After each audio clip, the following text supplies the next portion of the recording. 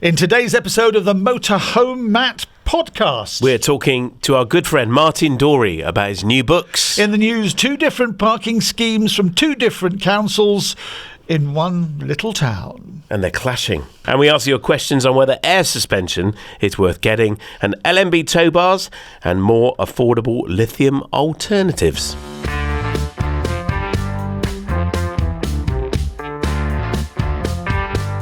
Welcome to the Motorhome Matt podcast. I'm Keith Gooden. And I'm Motorhome Matt. Industry insights and expert advice for the world of motorhomes, caravans and campervans, all brought to you by thatleisureshop.com. And remember to follow on your favourite podcast app. And if you're watching on YouTube, please do click subscribe and hit the little bell.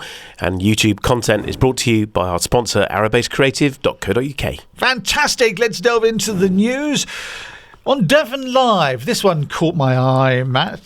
Devon County Council's new permit parking zones in parts of Exmouth came into effect last August, and the District Council's all-day £2 winter car park, that offer began in November. It's good value, isn't it? So it's already a bit complicated. One in August from the County Council, one from the Town Council in November. Now, I said about 18 months ago I'd been to Exmouth and how lovely it was and wonderful on the seafront, and I saw motorhomers parking across two parking spaces and paying their money, and everybody was being nice to each other, and it seemed like a dream. No longer. What's happening is there is a boundary down the middle of a road in Exmouth, in the centre of Exmouth.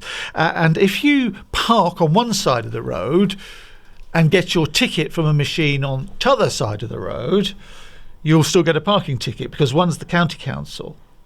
And one's the town council. And one's the town council. And ditto the other side of the road and all the rest of it. But that's not all. It's got even more complicated than that. What they have done is introduced residence parking in the streets in and around the town. And that means if you don't have a residence parking zone ticket, you can't park there. So what's happening is commuters who use the rail station have filled the long stay car park behind the station. And because it's in the centre of town, residents wanting to go to Exeter for leisure can't park. There's nowhere to park. There's nowhere to park. So the £2 fee has now meant the short-term car park by the leisure centre is now jammed all day, but not by shoppers. By commuters? Yeah. Councillor Ben Ingham has said the repercussions of this are shoppers can't park, so go elsewhere, gym users can't park, and annual permit holders can't park, which negates the purpose of having a permit. Meanwhile, the coach and lorry park, remember, we had van lifers staying there 18 months or so ago. They were turfed out for it to be renovated. They've been staying there for months at a time, not bothering anybody. Well, now the coach and lorry park, according to Councillor Ingham, remains a largely empty space. No lorries, no coaches, no van lifers. No motorhomes. So where are all the motorhomes? What do you think of all this then? This is chaos, isn't it? Why do councils find it so hard to get parking right? Well, they need to raise money. Central government has cut most councils' grants by 40% over the last 14 years. Yeah. So they are stuck for cash, and parking is one of the ways they can raise it. But it does seem in Exmouth, which, according to me, just 18 months ago was a parking paradise. You were quite taken, weren't you?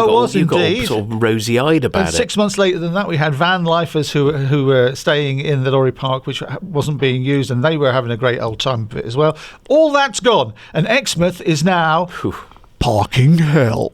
Parking hell. Parking hell.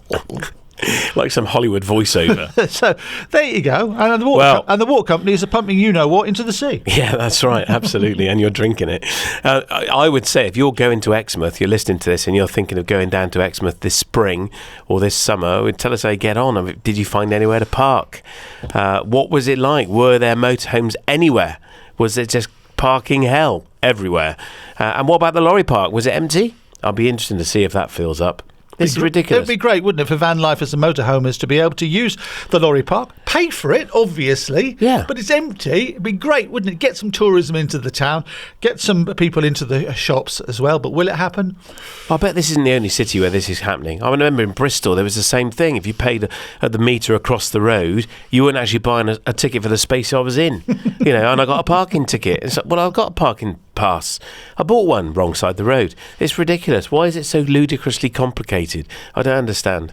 And I think this is a theme we're going to see this year. We predicted this at the beginning of the year, didn't we? That people are going to want to go in their motorhome to non-campsites. This is going to make that tough. And it means ultimately that people are going to be falling foul of the rules and getting it wrong, parking in the wrong place. Getting tickets. And getting parking or being tickets. Moved on with the knock, the middle of the night knock. The knock, knock, knock. Oh, yeah, what are you doing here? Well, parking hell. Maybe that's going to be a theme this year. Parking hell. Parking hell. I'm delighted to be joined by the head of marketing at Warner's shows. Michael Douglas is here in the studio. Michael, tell me, it was only a few years ago that people didn't really know what a podcast was. So I'm intrigued. Why did Warner Shows choose us as a media partner? Well, part of the shows, as well as being somewhere you can come and buy and camp, we use it as an extension of our magazines to help inform people about the hobby and give them advice. So working with you on your podcast, we already work with you at the advice centres, seems like the obvious step next to help people with this advice. Well, we're delighted to be playing this role with you, and we're very excited about the shows ahead. In fact, we're going to be launching a new segment to the podcast every month, the Warner Shows feature. So this month, we are going to be talking about the Harrogate show, or the Yorkshire Motorhome and Campervan show in Harrogate. It's on the 15th to the 17th of March. Tell us a bit more about it. What can people expect to see? So this is it's a buying show. It's all around getting advice, and you can buy motorhomes, campervans, and obviously all the accessories. There's over 40 dealers and about over 100 exhibitors as well. And then you've also got the advice centres on top of that. So the advice centre is a big feature at this show, isn't it? I'm delighted to be speaking at it. Yep. Every day I'm giving a talk on preparing for a European motorhome adventure. But who else is speaking? We've got people you know well. We've got Peter Vaughan and Ian Duff from our magazines. Lord Vaughan person. Yeah, they're there for buying advice on vehicles. And then Darren, the Urban Motorhome, and John from Life Beyond Bricks are looking at accessories and gadgets. Yeah. Yourself on Europe. Yeah. And then Tash from Life Beyond Bricks and Darren are talking about full-time van life. And then John is doing his van maintenance talk. Brilliant. And of course, Darren and Tash both live in their motorhomes full-time. Tash with John and their 3 cats. So if you want any advice at all on getting started on living full-time in a motorhome, then go along to their talks. They will, I'm sure, be very, very insightful. And ticket prices, in advance, you can buy the tickets. They're £7, but we got a special VIP offer. Use the code MOTORHOMEMAT on the web link I'll give you in a minute, and you can save £1 on your ticket. Now, this show is a day visitor show only, isn't it? All your other shows you camp at. So this one is only go along for the day. And you can buy a ticket on the gate. It's how much on the gate? It's £10 on the gate. So in advance, buy tickets in advance, I suggest. If you go to mhmp.info/Warners, then all the information on all the Warner shows are there, including the link to get a VIP ticket and save £1. Is that it? Yep, that's perfect. Brilliant. Well, we will see you in Yorkshire. Thanks, Michael. Thank you. What's our product of the week from that leisure shop this week, Matt? Well, we've tied it in with our lovely guest this week, who is Martin Dorey, and we've got some of his books here. This is the Campervan Bible. This is everything you need to know about going away, using, buying, everything to do with campervanning. It is such a stunning coffee table book. It's one of our best sellers in the shop. And we've also got here one of the Take the Slow Road series. This is Ireland. If you're thinking of going to Ireland, this is a must-get book. This is Martin's story about his trip around Ireland. Loads of hints, tips and advice. Beautiful photography. A brilliant book. And you can get all of these books and more at thatleisureshop.com. It's the Motorhome Matt podcast. I'm Keith Gooden. And I'm Motorhome Matt. Brought to you by thatleisureshop.com. This week we're talking to the popular author and speaker Martin Dorey. We've just taken a thumb through his books. Tell us about Martin then, Matt, will you? A thumb through his books. That was a good vibrato there. I love it. Yeah, Martin's a superstar. Martin's famous for lots of things. Some of them are legal. He will chuckle at that. He's famous for his 2-minute beach clean. Have you heard of this campaign? It's amazing. Lots of beaches, when you go on them, you see a little stand with a litter picker and a bag. And the idea is you borrow them and you go and spend 2 minutes just picking litter up off the beach, getting rid of the plastic, getting rid of the rubbish, pop it in the bin bag and hang it back up for someone to take away and dispose of. Well, a fantastic idea, because you're not one of those, are you, that says, I didn't make the mess, I'm not touching it. No. Somebody make the mess, you pick it up, just like I do. Absolutely. But what's wrong with going and picking up someone else's mess? They've left it and disappeared. So this whole campaign Martin launched is massive. And I've taken part in it many times. And I often see the 2-minute beach clean campaign. It's like, yep, I'm going to go and do it. It's so easy to do and it's really good. And it's a great talking point when you're getting on the beach. And Martin's a big environmentalist and campaigner. And he's actually been really ill recently, and it was lovely to catch up with him, and I asked him what he's been up to. I'm here with one of the superstars of any motorhome caravan camping show, Martin Dorey MBE. Yeah, I was awarded that in 2023 for my environmental work with the 2-minute beach clean project, which is wonderful. And you were famous for 2 minutes. No, and it was the 2-minute beach clean, wasn't it? Turned out to be the 2-minute beach clean, yeah. But the thing about 2 minutes is you start with 2 minutes and then you work your way up to And what a campaign. I mean, what a success that has been. Yeah, it's been really good. I mean, it started with an angry walk on the beach when I was That's not like you. No, I know. And I just started picking up litter and then decided I would use social media to try and get other people involved. Yeah. And kind of, I mean, poof, it went sort of global, so it's incredible. Oh, well, that's the point. It's gone from Bude to the world, isn't it? Yeah, I know. It is really quite remarkable. Well, it's a great recognition and it's a great effort. Thank you very much. And so tell us, you've got some new books. You're famous for the Take the Slow Road series of books, which are just beautiful. They're stunning. You've been on the telly box. I mean, you're a household name, Martin. Well, you are in our house. But what's the new project? So this year, I know that when we met in October, I was on crutches because I'd just broken my ACL. Yeah. So I haven't done much travelling in the last 12 months. But I had a book project called the Green Camping Book, which I've been working on, which basically looks at camping, the industry, from a green point of view. It's more towards tented campers, but it does include stuff about caravans and motorhomes and camper vans. And it's just really about helping people to reduce their carbon footprint, to choose the right products. So, choosing tents that are recycled over ones that are made from virgin plastic. Yeah. And how to just kind of live a more sustainable camping life based on the fact that we know that nature is in crisis and is in decline, and actually camping is one of the first touch points that people have quite often with nature. Yes. So actually, if you're a campsite owner, you've got a massive opportunity and responsibility to provide a really good natural experience for your campers. And actually, so it basically will tell campers how to find places that are doing that really well, but also asking campsites how to do that really well so that they can offer a really good experience. And on the basis that if you get to know nature and get to love nature, then you will find the next step, which is learning to protect it, is easy. And there are certain things that are happening, like Alan Rogers, for example, have started, and they are the only ones that do this. You can search on Alan Rogers' website for environmental criteria. So you can search for campsites based on whether they have solar power, based on whether or not they have whatever. I can't remember what the criteria are, but they're the first people to do that. And I applaud them for it, and they need a shout out for it because everybody else should be doing the same. Yeah. So this book is basically about kind of looking at the industry, looking at how it's going, applauding where it's doing really well. And it is, don't get me wrong, that the motorhome and camping industry is doing well on the basis that we have to protect what we love, right? We're all here.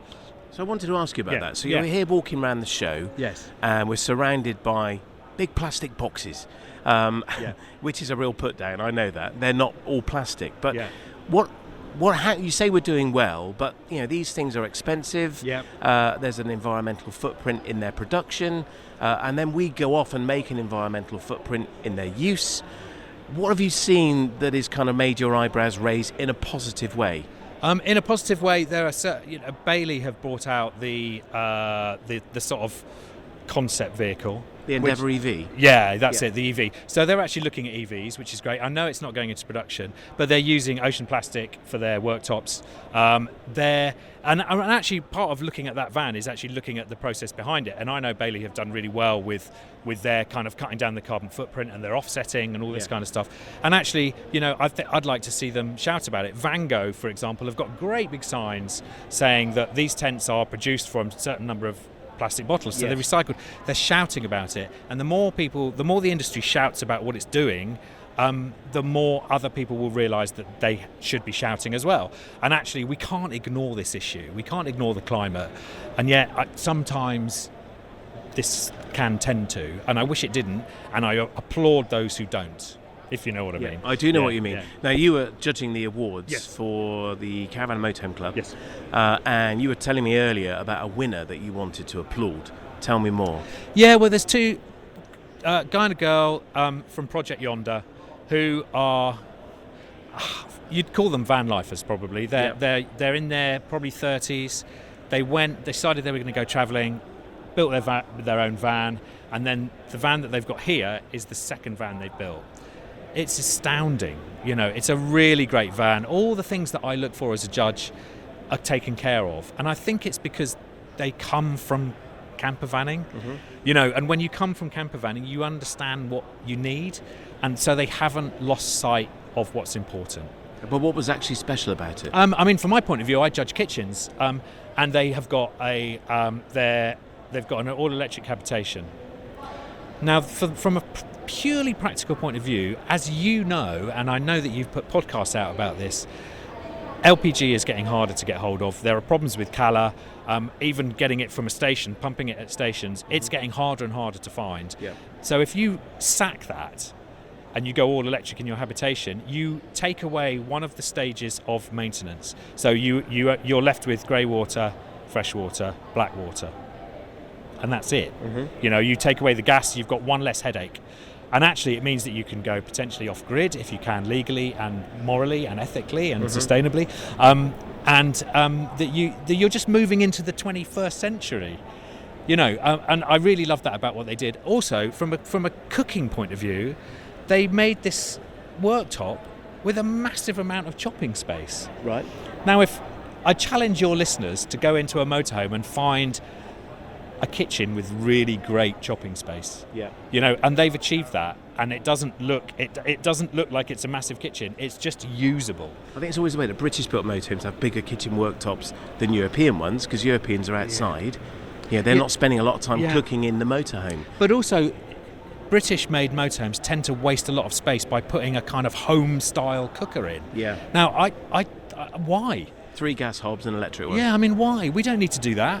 You can get a microwave oven grill that will run off an inverter. But we're obsessed with having them. How many roast lunches are cooked in a motorhome?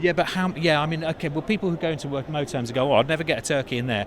Please, come on, how often are you going to do a turkey in your oven? You want toast, and then you're frying stuff. And if you're baking a lasagna or baking a baked potato in a motorhome, what? Why? We don't. This obsession with these big cookers, it wastes space.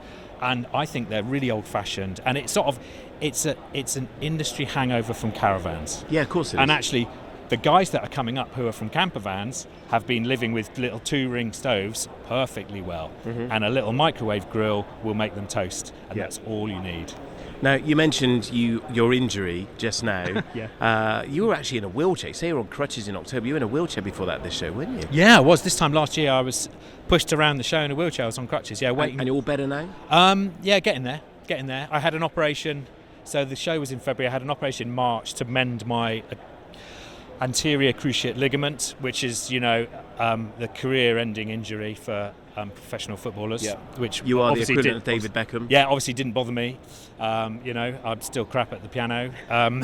It didn't affect all that sort of stuff. And Wimbledon was off in 2023, because of that sort of sideways movement. But Tim will be relieved. But it's just as well we're getting better, because tell us what's happening for you this year. You're off on a bit of a bike ride. So that's going to add a bit of jeopardy. So the injury, nice segue, like that. So this year, I've decided I'm going to have a year away from the van, and I'm cycling on an electric bike, I have to say. but with a trailer pulling surfboards from Bude in Cornwall to Sagres in the bottom of Portugal, and I'm basically cycling the whole of Western Europe's coastline in order to surf and kind of discover the history of surfing, but also discover for myself a little bit of the landscapes, the people, the culture, and basically just live outside for 3 months. So how many miles is this? It's about 3,000 kilometres. What? If not more. But why? Why are you doing it? Because I want to. Because my partner's a really big cycle tourer. I want to go cycle touring. I love cycle touring, but I don't want to go without surfing. Okay. So we concocted this trip because we wanted to do a cycle trip, and then, well, why don't we go down the coast on bikes? But then we have to take boards. So how are we going to take boards? Stick them on trailers. How are we going to do trailers? Well, let's take electric bikes. So there's a whole kind of level of ease and difficulty that's put into that, and the idea is just to be outside and just to connect a bit more. Yeah, you know, because sometimes when you tour in a motorhome or a camper van, I mean, I've been writing my Take the Slow Road books since 2016. That's 7 years now, and all the trips I've done have been in a camper van or a motorhome, and it's time to do something different. And I've found sometimes that while a motorhome or a camper van is a really great safe space, so for people travelling on their own, for families, you know, I will never knock them, but sometimes you could be a bit in a bubble too much. Yes. So the idea of camping and taking a tent and being lightweight is to be more nimble, more agile, get closer to the kind of people and the landscapes, and just to breathe a bit more, really. And will this spark a book for you, do you think? Oh yeah, of course it will. Yeah, so you're incorrigible. Any excuse. I know.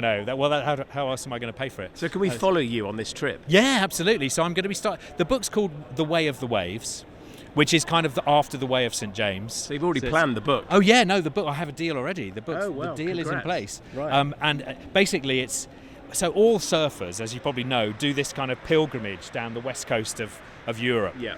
And it's for British surfers, it's often the first place they get a taste of real surf. And I've been sort of talking to people who did it in the 60s, who were like literally the first people into Europe to surf. And actually I'm going to follow their stories and follow this kind of pilgrimage to the places that I know and love, I've been to before, but also the places that are really famous for surfing. I mean, Nazaré, I think did we speak about that last time? We went to see where people surf 100-foot waves. Yeah. You know, and we've been to see it, and it's an extraordinary place. Isn't it? Well, or terror, hell if you're an amateur like me. But you know, to go and see these places and meet the people who are doing it and kind of find out what it is that drives people. And you know, we know that camper van culture was part of that was driven by surfers. You know, the guys who I spoke to, a surfer who used to go to a second-hand auction in the Netherlands, bring vans, this is in the early 70s, bring vans over to the UK, convert them and sell them to surfers going to Morocco. So there's the whole thing is mixed up with our industry and the beginnings of it, and you know, the VW Type 2. Yeah. So it's really interesting, and I'm really looking forward to sort of getting stuck into it. And I've probably talked too much about it already. No, it's a fascinating trip, and you're no environmental impact at all, presumably. Well, very little. I mean, obviously we'll be charging the electric bikes. Yeah. But that's minimal, really, and we don't really have a choice in that. That we can't get enough power out of solar to charge the electric bikes. It's just not possible.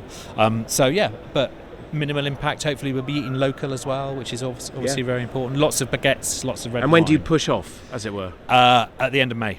End of May. And then we have 90 days. So we'll be home, all being well, 89 days later with 1 day spare just in case we get stuck. You're not going to try and apply for a visa again? No, I did get a visa for doing one of my books a couple of years ago, as you know, which was really difficult and quite expensive. And best not talk about that. No, let's not talk about that. So just to finish then, 3 top tips from you, Martin Dorey, MBE, on how we as motorhomers, caravanners, campers can change our own environmental impact by using these beautiful vehicles.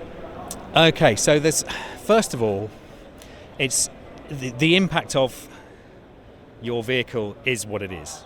You know, if you're driving it A to B, whatever, the way you drive makes a difference. That's not my tip. Another tip the first tip would be to stay longer.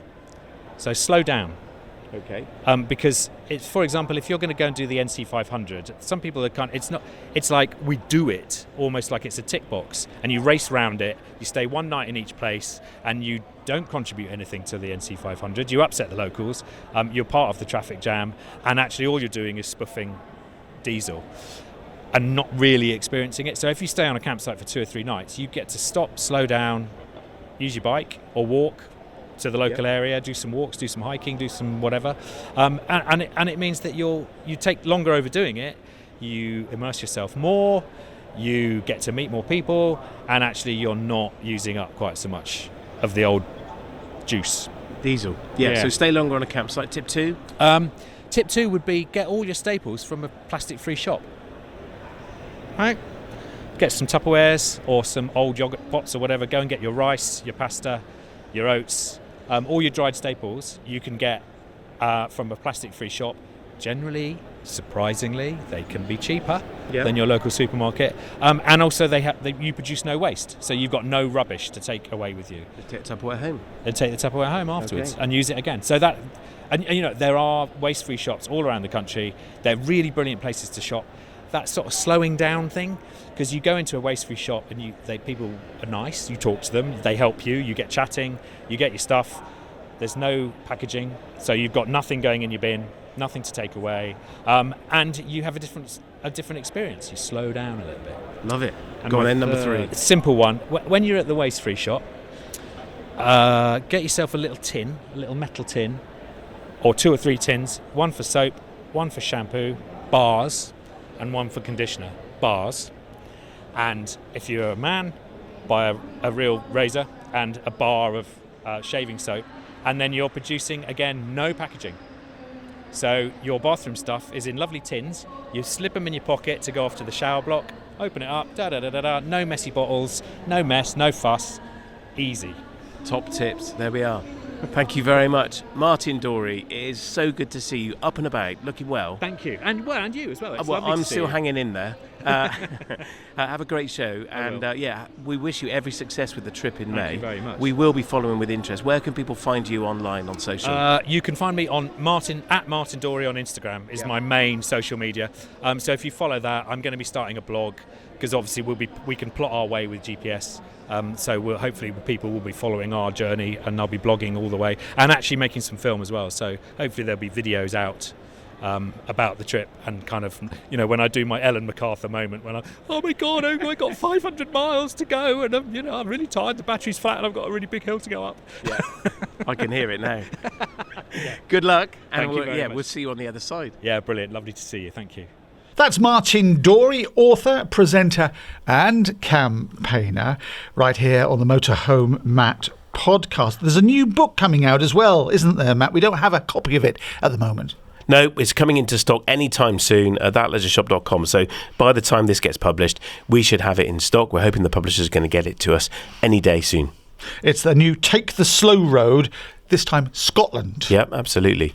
And there's more books as well from Martin that we're going to be stocking. So if you're interested in following what he's up to, then head to thatleisureshop.com. You'll be able to see all his books there.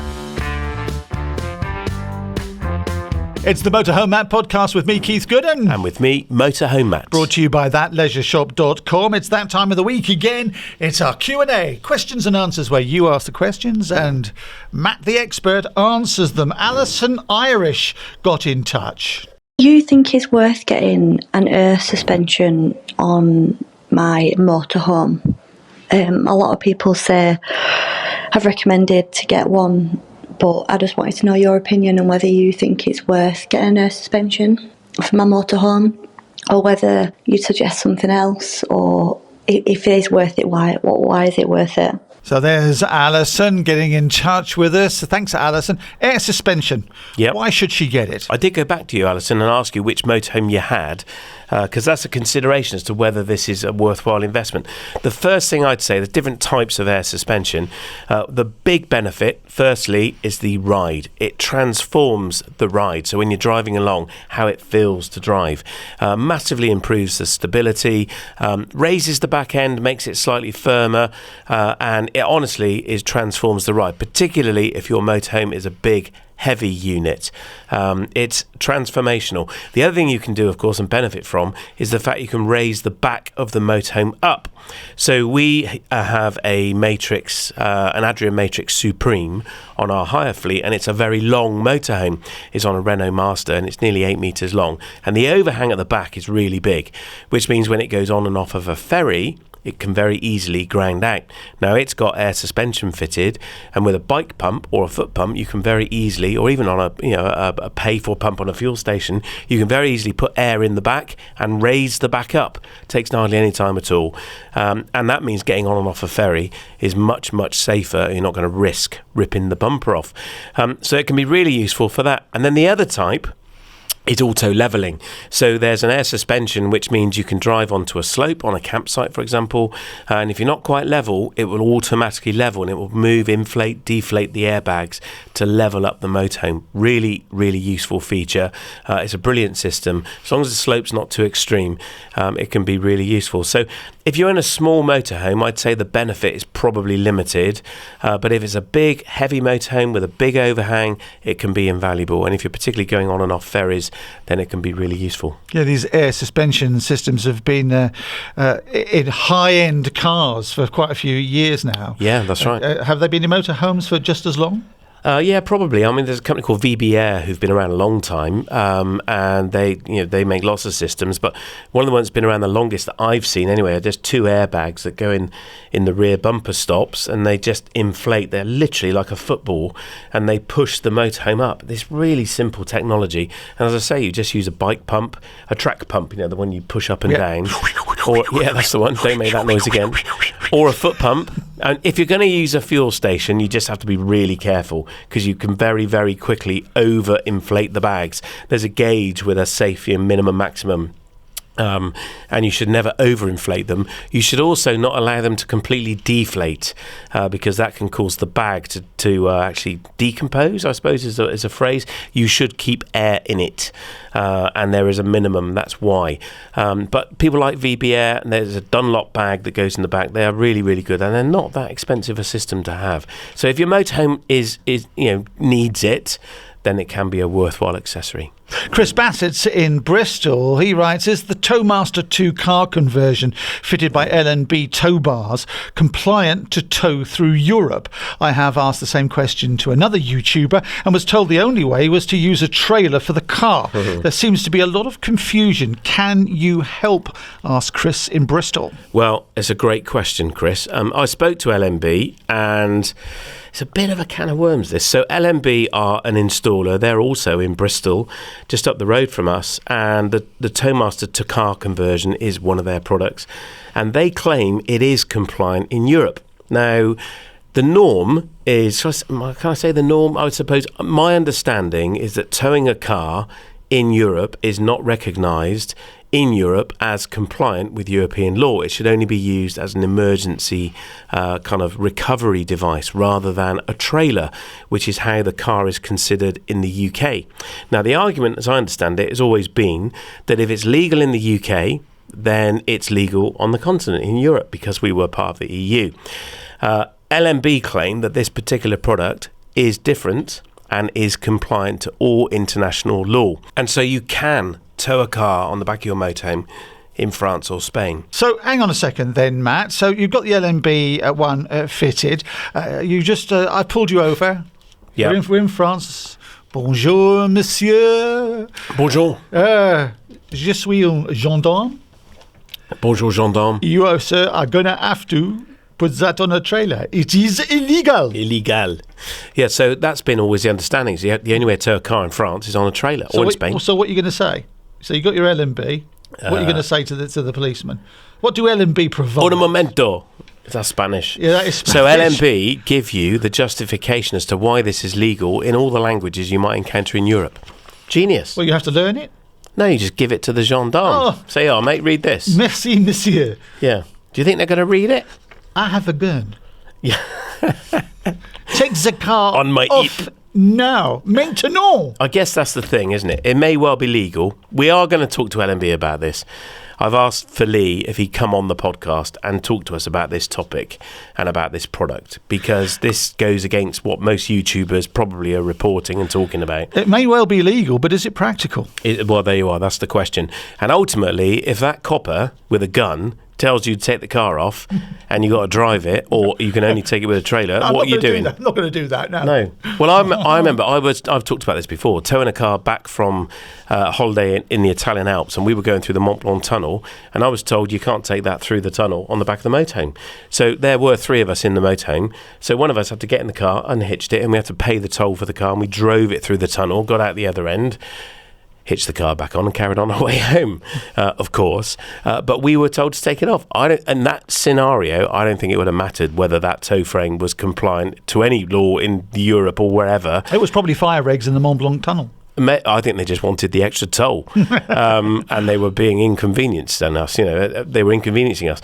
But it's an interesting topic. So the answer to your question, Chris, is LMB claim that this particular product, this Towmaster to car conversion kit, is compliant on the continent, and they will give you supporting documents in all the languages you need to explain that to policemen. So whether you want to take that chance, that is your call. The normal understanding from everybody else is that the only way you can tow a car on the continent is on a trailer, and that's probably going to be the perception of any policeman that you encounter. But this may be an option. But we'll get LMB on, and we'll get Lee to talk to us a little bit more about it. There you are, Chris. Hope that's been of help. Roger Carpenter's in Portsmouth. This is a technical one, Matt, so bear with me. I've been looking at upgrading the leisure battery, but our motorhome has a Sargent EC155, which can only take up to 120 amp hours. Or AH. So 2 batteries aren't going to achieve much, and I can't afford a lithium setup at a quoted £6,000. What are your thoughts on a separate solar generator? The market's full of them, some offering similar power delivery to lithium with a built-in inverter and various power outlets, 3-pin plugs, USBs, etc. You can get them with separate solar panels. The EcoFlow Delta 2 offers 1800 watts, which would cover most appliances and charges really quickly. I would appreciate your thoughts on this as an alternative. If you're buying them without a battery, you can only use them. It's only generating power when the sun is shining. If you have a solar, that's right. Yeah, absolutely. Roger, I think you're onto something here. We've been looking at this for our own motorhome. I don't want to put a lithium battery in it. Again, like you say, 6K, it's an expensive install. We've got an Adria Twin, and I don't want to put a lithium system in it. I can't justify the cost. We are actually looking at either this EcoFlow system that you mentioned. We're also looking at Jackery, that's another one. And they are a brilliant alternative, which are hundreds of pounds compared to the thousands of pounds of lithium that you need to install. And all I want to do is recharge my MacBook, maybe an iPad, and phones, and we can do that really easily off one of these portable power packs. And it comes with a solar. We can put it outside when we're next to the van in the sun and recharge it, or if we want to hook up, we plug it in and recharge it. We're actually doing a load of shows this year, and we're looking at taking one of these units to run all our iPads and our sum up machines, the PDQ machines you tap your card on to pay, rather than paying for electricity on the stand. So they are a very, very viable alternative, and I think we're going to see sales of these spike, and thus I think we're going to see the cost of them coming down. I'm already seeing prices for these new starting to reduce. So yeah, Roger, I think you're onto something, and I'm thinking the same as you. Cheers, Roger, and thanks very much for all the questions today. How do people get in touch and ask you a question then, Really, Matt? Really easy, and we'd love it if you did, only because there's no such thing as a daft question, and if you ask it, I guarantee you there are hundreds of other people thinking the same. Just go to mhmp.info/Ask Matt. That's mhmp.info/Ask Matt. Fill in the form or click the little orange button and record your question. We love getting them, and please tell us where in the country you are. And you can subscribe on YouTube as well, can't you? Just hit the little bell and hit the subscribe button. And our YouTube channel is sponsored by arabasecreative.co.uk. And don't forget to share this episode with a friend. If you've got one. Have you got any friends yet, Keith? I have a French gendarme who is my friend, and I will be talking to him about an LNB product very soon.